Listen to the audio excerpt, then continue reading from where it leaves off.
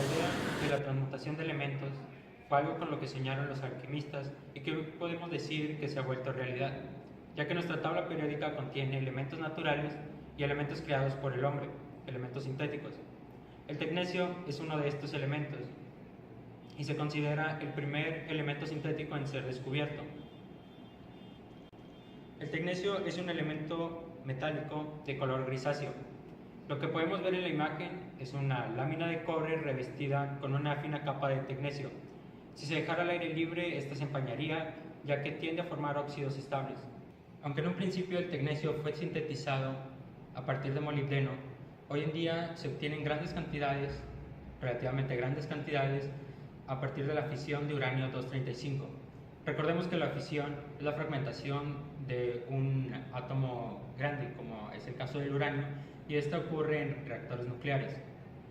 Tal vez la mayor particularidad del tecnecio es que de sus 26 isótopos ninguno de ellos es estable. Tenemos algunos con una vida media relativamente grande, como el caso del tecnecio 98, que tiene alrededor de 4.2 millones de años su vida media, o el tecnecio 99, cuya vida media es alrededor de 210.000 años. Sin embargo, ninguno de estos dos compuestos es el más usado. El más usado es el isótopo tecnecio 99 en su forma metastable, que tiene una vida media de apenas 6 horas. Esta característica le da un uso en la medicina. El mayor uso de este metal es en la medicina. Alrededor de 20 millones de análisis se hacen cada año usando el tecnecio 99 metastable. Y bueno, ¿cómo se usa? El metal se une a un fármaco y ese fármaco se lleva hacia la parte del cuerpo deseada. Es entonces donde, debido al decaimiento, se liberan rayos gamma, que son muy similares a los rayos X y con los que se obtiene la radiografía. Lo importante del tecnecio es que su pequeña vida media de apenas 6 horas hace que al cabo de un día prácticamente todo se habrá descompuesto, lo cual nos permite un buen análisis con una exposición de radiación muy baja. La historia de cómo se descubrió el tecnecio es muy interesante y creo que es necesario explicarla para comprender mejor las características de este metal, pero también a los elementos sintéticos en general. Como sabemos, hace 150 años el ruso Dmitri Mendeleev creó la tabla periódica y para antes de la Segunda Guerra Mundial ya se conocían todos los elementos desde el hidrógeno hasta el uranio -4.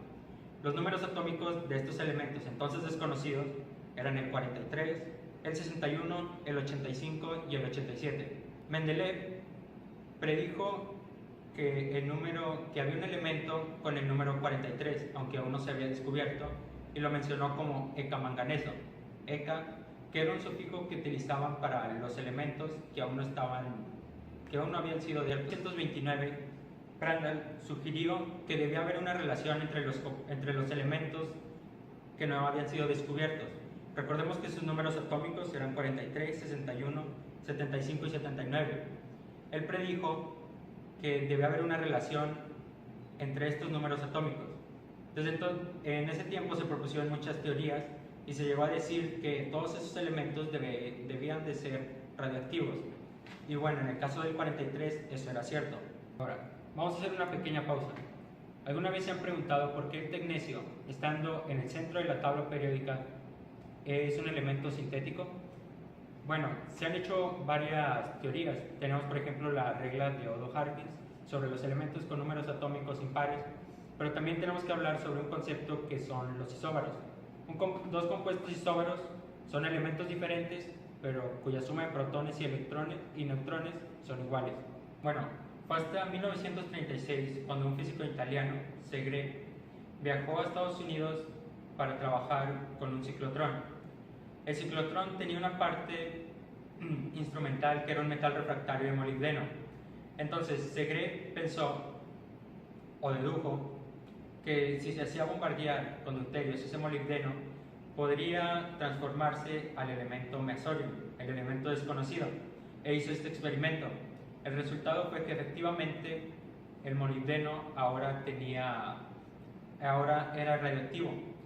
Entonces regresó a Italia para trabajar con el físico Perrier y tardaron alrededor de 6 meses en descubrir que en efecto se había formado un nuevo elemento y ellos quisieron llamarlo tecnecio, del griego Tecnitos, que significa artificial. Entonces, es considerable el trabajo que hicieron Segre y Perrier, ya que su determinación fue con cantidades despreciables de tecnecio. Fueron alrededor de 10 a la menos 10 gramos, lo que ellos necesitaron para saber que había un nuevo elemento. Tuvieron que pasar algunos años para que se aceptaran las publicaciones de Segre. De cualquier forma, en aquella época se hicieron algunos descubrimientos importantes sobre el tecnecio, y uno de ellos fue que se descubrió que se emitía de las estrellas. Esto nos condujo a dos puntos importantes. Uno de ellos fue que se comparó el espectro obtenido a partir de la radiación de las estrellas con el espectro antiguo del masorio, y se descubrió que este estaba mal, por lo que el masorio vino a ser otro de los elementos falsos descubiertos. Y el segundo punto fue el hecho de que en las estrellas aún se estén sintetizando nuevos elementos, ya que las vidas medias del tecnecio son despreciables en comparación con las de las estrellas. Otro hecho notable del tecnecio es que cuando se descubrió que se podía producir a partir de la fisión del uranio, bueno, se pensó que el uranio de algunos minerales podría también tener tecnecio. Los investigadores en ese tiempo hicieron un cálculo y supusieron que debía haber alrededor de 1.5 kilogramos de tecnecio en todo el planeta. Y se propuso investigar los minerales del uranio para determinar si había tecnecio, y en efecto, se descubrió que en esos minerales también ocurría fisión y se formaban cantidades muy pequeñas de tecnecio. Y fue así como 30 años después de haber sido sintetizado, el tecnecio se descubrió naturalmente.